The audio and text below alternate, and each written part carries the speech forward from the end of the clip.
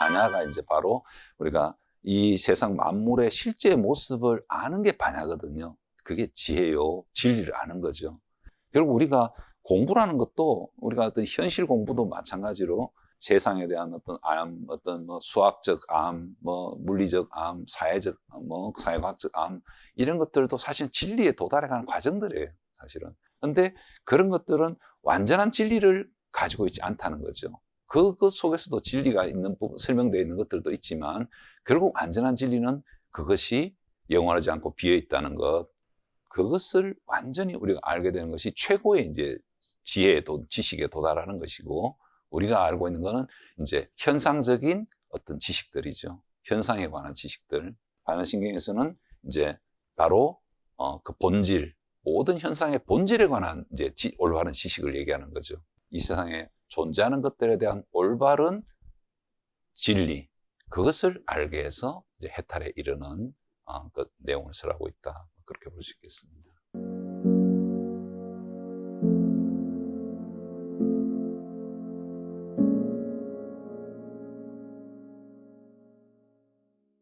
안녕하십니까. 교전의 정석 법경 정사입니다.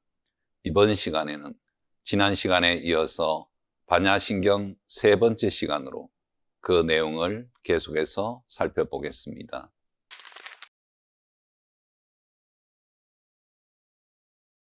이 해석은 이들 모든 존재하는 것은 공성을 특징으로 하기 때문에 생겨나는 것도 소멸하는 것도 없으며 더럽다거나 깨끗하다는 것도 없으며 늘어나는 것도 줄어드는 것도 아니다라고 할 수 있습니다.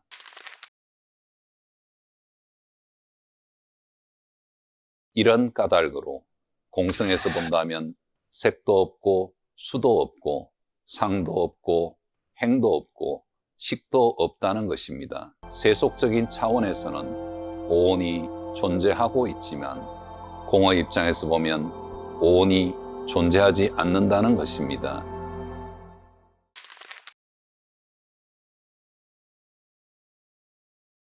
공성에서 본다면 눈과 귀와 코와 혀와 몸과 뜻에 우리 몸의 감각기관인 육근도 없으며 여섯 감각기관의 대상인 형체와 소리와 냄새와 맛과 촉감과 오감을 종합하는 법을 포함한 육경 또한 존재하지 않는다는 것입니다.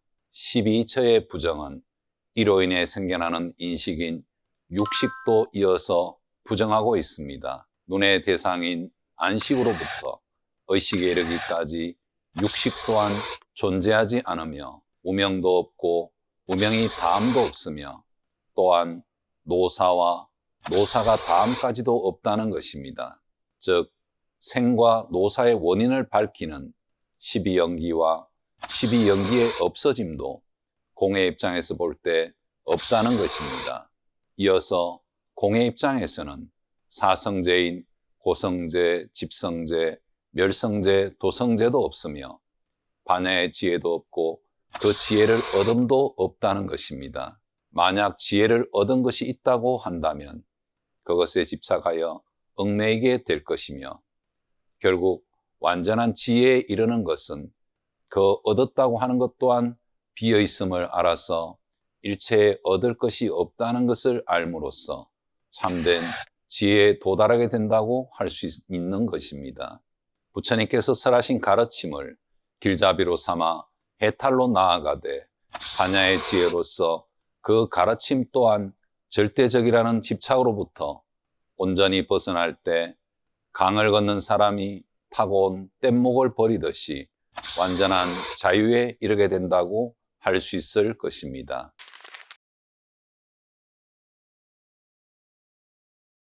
모든 얻을 것이 없는 까닭에 보살은 반야바라밀다에 의지하여 마음에 모든 걸림이 없고 마음에 걸림이 없기 때문에 두려움이 없으며 전도된 헛된 마음을 멀리 떠나 마침내 열반에 들어가게 된다는 것입니다.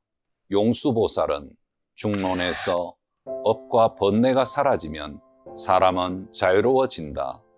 업, 번뇌, 개념적 사고는 모두 복잡한 생각에서 생기며 복잡한 생각은 공성을 통해 제거할 수 있다라고 설한 바 있습니다. 유마경에서는 모든 곳에 집착하여 머무르지 않는 것을 근본으로 하여 일체 법을 세운다라고 하였습니다. 즉 반야바라밀의 지혜를 통하여 어떤 것에도 집착하지 않으면서 그 위에 모든 법을 세워서 중생을 구제한다고 할 수 있습니다. 반야의 지혜에 근본을 두지 않는다면 행하는 모든 것이 집착과 업을 낳게 되어 속박이 되고 해탈을 얻을 수 없기 때문입니다.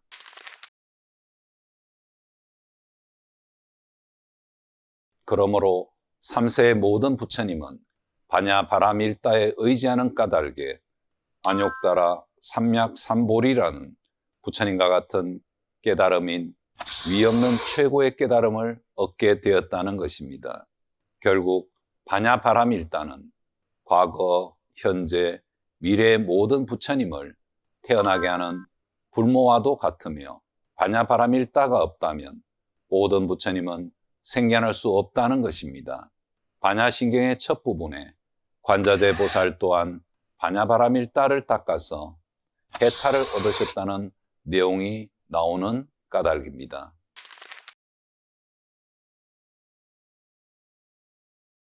그러므로 반야바라밀다는 크게 신비하고 밝은 진언이며 위없는 진언이며 무엇과도 견줄 수 없는 진언이니 일체의 괴로움을 없애고 진실하여 헛됨이 없느니라.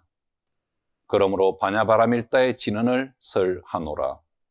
아제아제 바라아제 바라승아제 모제사바하. 반야바라밀을 위대한 최상의 진언으로 해석한 것은 반야바라밀을 통하여 탐진치의 삼독을 제거하고 윤회로부터 벗어나서 열반에 이르는 최고의 방법이기에 그러하다고 달라이라마는 설하고 있습니다. 진언은 의미를 해석하지 않는 것을 원칙으로 하지만 마지막에 나오는 반야바라밀다의 진언을 의미 그대로 해석하면 가는 자여 가는 자여 피안으로 가는 자여 완전하게 피안으로 가는 자여 깨달음이여 행복이 있으라 라고 해석되고 있습니다. 또한 달라이 라마는 가라 가라 저 너머로 가라 완전히 저 너머로 가라 완전한 열반에 들어가라 라고 풀이하고 있습니다. 일본 진언종의 학자인 다카카미 카쿠쇼우는 이것을 풀어서 자신도 깨달음의 피안으로 건너갔다. 다른 사람도 또한 깨달음의 피안으로 건너가게 했다. 두루 일체의 모든 사람들을 다 건너가게 하였다. 이렇게 해서 나의 깨달음의 길은 성취되었다 라고 해석하여 스스로 깨달음을 얻고 남을 깨달음으로 이끌고 그리하여 모든 깨달음의 행을 원만히 한다는 의미로 해석하고 있습니다. 끝으로 진언에 대하여 진언종의 공의 대사는 진언은 전달을 위한 언어가 아니라 그것을 외우는 수행자의 체험에만 깊이 관여하는 기도의 말입니다 라고 말하면서 진언은 불가사의하다.